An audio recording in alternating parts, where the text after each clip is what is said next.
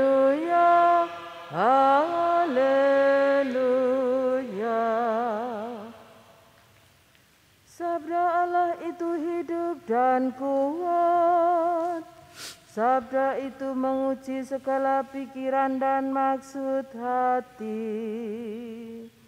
Haleluya, haleluya, haleluya, haleluya. Tuhan bersamamu.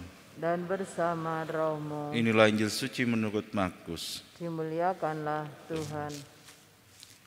Waktu itu murid-murid Yohanes dan orang-orang Farisi sedang berpuasa. Pada suatu hari datanglah orang-orang kepada Yesus dan berkata, "Murid-murid Yohanes dan murid-murid orang Farisi berpuasa, mengapa murid-muridmu tidak?" Jawab Yesus kepada mereka, "Dapatkah sahabat-sahabat pengantin pria berpuasa selagi pengantin itu bersama mereka? Selama pengantin itu ada bersama mereka, mereka tidak dapat berpuasa. Tetapi waktunya akan datang, pengantin itu diambil dari mereka, dan pada waktu itulah mereka akan berpuasa. Tidak seorang pun menambal secari kain yang belum susut pada baju yang sudah tua, karena jika demikian, kain penambal itu akan mencapiknya. Yang baru mencapik yang tua, sehingga makin besarlah koyaknya.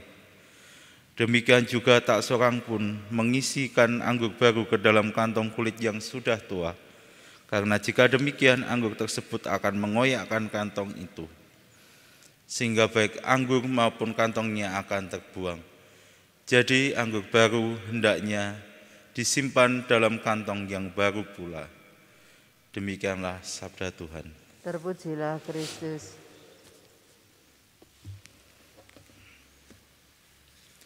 Saudara-saudari yang terkasih, sabda Tuhan itu sungguh hidup dan sabda Tuhan itu sungguh menuntun hidup kita. Kalau kita membaca kitab suci setiap hari, kalau kita merenungkannya, pasti pada suatu saat, pada satu titik, sungguh sabda Tuhan ini ada kaitannya dengan hidup kita dan sungguh mengena dan menuntun hidup kita untuk lebih baik lagi. Untuk mendengarkan sabda Tuhan, untuk menghayati sabda Tuhan lebih baik lagi, dibutuhkan juga hati yang murni. Itulah yang dikehendaki Tuhan, hati yang murni. Berbuat baik itu ya sangat baik, tapi perlu juga diimbangi juga dengan hati yang murni. Hati yang murni artinya adalah hati yang senantiasa tertuju kepada Allah.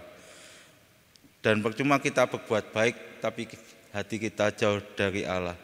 Kita berbuat baik hanya demi kepentingan sesuatu yang lain, bukan lagi kepentingan untuk karena kita ingin membantu sesama, dan juga karena ini adalah bentuk persembahan hidup bagi Allah. Maka dari itu dalam bacaan pertama tadi kita diingatkan bahwa mengamalkan sabda Tuhan ini lebih baik daripada kurban sembelihan. Itulah yang dikehendaki Allah bagi Saul. Tapi Saul sendiri melanggar perintah Tuhan. Dia hanya mementingkan soal kurban sembelihan. Bagi Saul sendiri itulah yang penting. Tapi bagi Allah itu yang tidak penting. Bagi Allah yang penting adalah mengamalkan sabda Tuhan, menghidupi sabda Tuhan, dan senantiasa relasi kita dengan Allah senantiasa dijaga. Itulah yang dikehendaki oleh Tuhan sendiri bagi hidup kita. Maka dari itu dalam perayaan Ekaristi ini mari kita persembahkan hidup kita. Kita persembahkan segala pergulatan hati kita.